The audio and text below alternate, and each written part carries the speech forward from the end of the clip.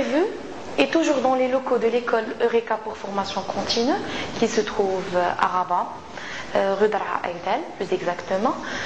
En collaboration avec Contation, on filme nos vidéos, bien sûr, de cours dans les locaux de cette école. Donc, nous allons commencer par la première leçon qui rejoint toujours les travaux de fin d'exercice, c'est l'amortissement. Et comme j'avais énoncé lors de la présentation ou bien de l'introduction, durant cette période, nous allons nous concentrer sur le programme du baccalauréat pour permettre aux futurs bacheliers économistes et gestionnaires de passer leur bac en bonne et due forme, et pour les universitaires de la première année faculté d'économie de passer les finaux du semestre 2 en bonne et due forme. Donc, nous allons attaquer aujourd'hui la leçon d'amortissement. Tout d'abord, la notion d'amortissement est aussi plus simple que ça. L'amortissement vient du nom amortisseur. Et c'est quoi amortisseur? Amortisseur, bien sûr, se trouve dans les matelas, donc il réduit un petit peu la taille du matelas lorsque vous pesez sur le matelas. Je m'explique. L'amortissement concerne les immobilisations. D'ailleurs, par défaut, toutes les immobilisations sont amortissables, telles que les constructions, matériel informatique, matériel de transport, à part deux immobilisations qui ne sont pas amortissables, sauf s'il y a des cas exceptionnels, comme les terrains et les fonds commerciaux. Plutôt le fonds commercial. Le fonds commercial n'est pas amortissable et le terrain aussi. À part, toutes les immobilisations sont amortissables. L'amortissement, c'est la dépréciation d'une immobilisation. L'actif ou bien l'immobilisation se déprécie, ou bien la valeur de l'immobilisation, elle baisse à travers l'usage ou bien à travers le temps. Par exemple, cette table est une immobilisation. Cette table, suite à l'usage, elle s'est dépréciée. Elle a perdu de valeur. Elle n'est plus comme neuf. Donc, pour calculer l'amortissement et pour le comptabiliser, on calcule la dotation aux amortissements qu'on comptabilise par la suite. La dotation aux amortissements se calcule par une formule que j'appelle personnellement magique. C'est la valeur d'origine de l'immobilisation multipliée fois le taux fois n sur 12. La valeur d'origine, c'est la valeur d'achat de l'immobilisation en hors taxe. Ne calculez jamais l'amortissement en TTC. Calculez-le toujours en hors taxe. Et bien sûr, si vous avez une valeur qui est TTC pour ne pas vous piéger dans l'examen, prenez la valeur TTC et vous la divisez sur 1, plus le taux de TVA pour obtenir le hors taxe. Donc, entre parenthèses, pour ne pas tomber dans ce piège lors de l'examen. Donc, il y a le taux. Le taux est calculé comme suit, 100 sur n. N, c'est la durée d'amortissement. Ou bien la durée de vie, du matériel. Ou bien de l'immobilisation. Par exemple, si j'ai une immobilisation qui a une durée de vie de 5 ans, je mets 100 sur 5 qui est de 20%. C'est clair. N sur 12, c'est le nombre de mois. C'est le nombre de mois que j'ai utilisé, le nombre de mois qui ont servi d'utilisation de l'immobilisation durant l'année. Par exemple, si j'ai acheté l'immobilisation en 2013, je l'ai acheté en ce mois, le mois 5 2013. À la fin de 2013, pour les travaux de fin d'exercice qui seront menés auprès du comptable, l'inventaire extra-comptable bien sûr, je comptabiliserai seulement mois 5, 6, 7, 8, 9, 10, 11, 12. Procédez toujours à ce calcul par les doigts pour que vos calculs soient exacts et clairs. Donc, le nombre de mois, c'est 8 mois. Donc, je mets 8 sur 12. Donc, et je calcule. Par exemple, la valeur hors taxe, c'est 100 000 fois 20% fois 8 sur 12. C'est à titre d'exemple. Donc, j'espère que c'est compris. Donc, à ce niveau, on obtient un résultat qui est la dotation qu'on comptabilise.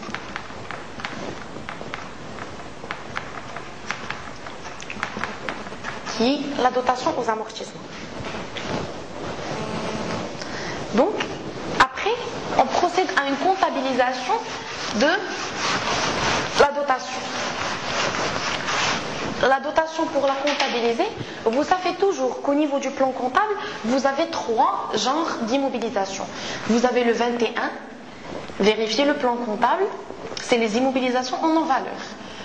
comme les frais de constitution. Le 22, c'est les mobilisations incorporelles.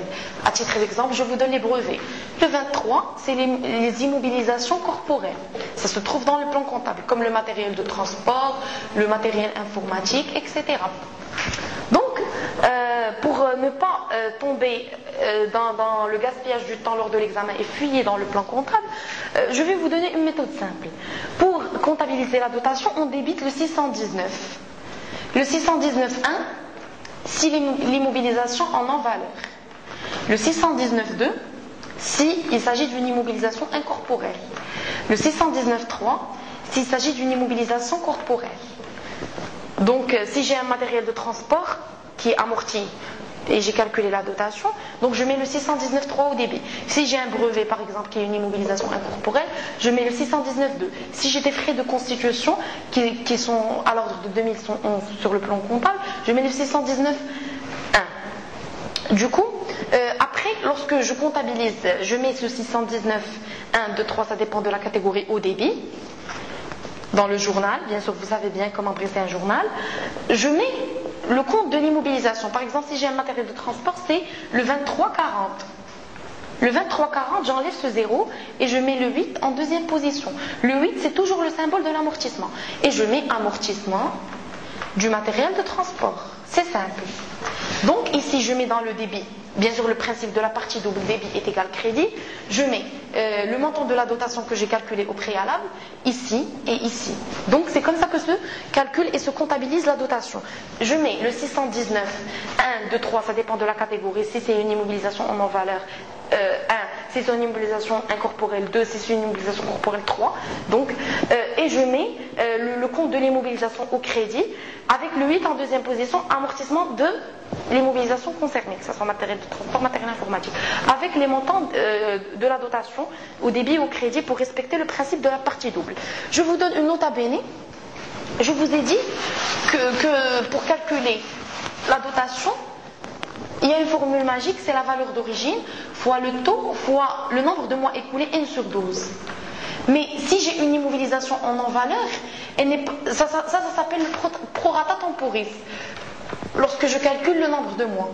Mais si j'ai une immobilisation qui est en valeur, par défaut et par les lois, je ne calcule pas le nombre de mois. Même si je l'achète au cours de l'année, je l'achète au mois 5 ou bien au mois 6, je prends l'année entière, je prends les 12 mois pour le calcul de la dotation. Donc c'est une nota bene, pour le calcul de la dotation d'exploitation aux amortissements des immobilisations en valeur, je prends les 12 mois entiers.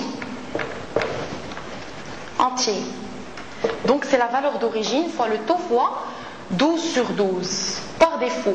Même si je l'achète même dans le mois 12, même s'il ne reste qu'un mois, je l'amortis tout au long de l'année. Du coup, donc c'est clair pour vous que, récapitulant, la dotation est calculée comme suit. Calcul de la dotation, valeur d'origine fois le taux fois n sur 12. Comptabilisation de la dotation. Comptabilisation. 619, 1, 2 ou 3, avec le compte de l'immobilisation avec un 8 en deuxième position.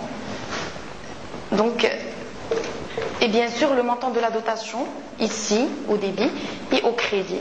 Donc dotation d'exploitation aux amortissements et amortissement de l'immobilisation, que ce soit un matériel de transport, n'importe quelle immobilisation. Donc vous suivez toujours ce cheminement.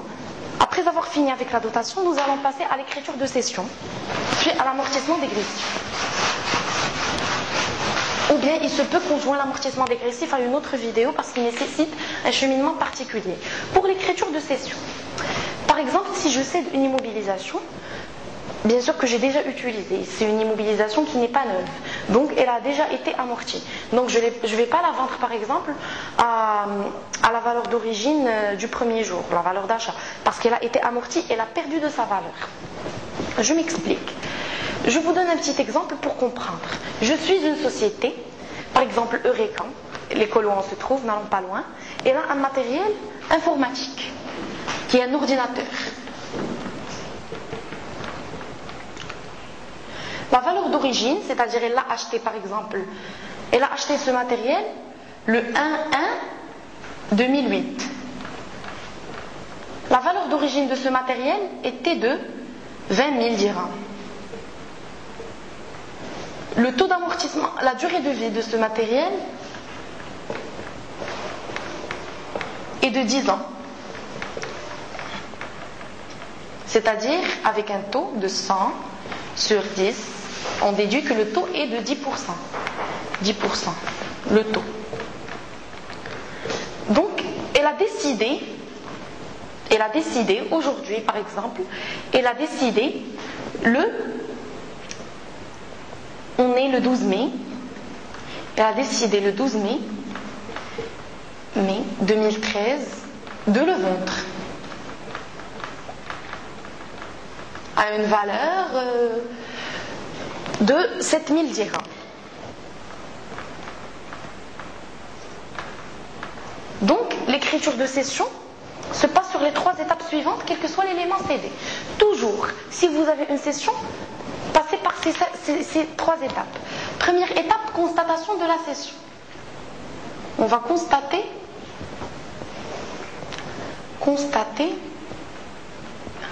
la cession.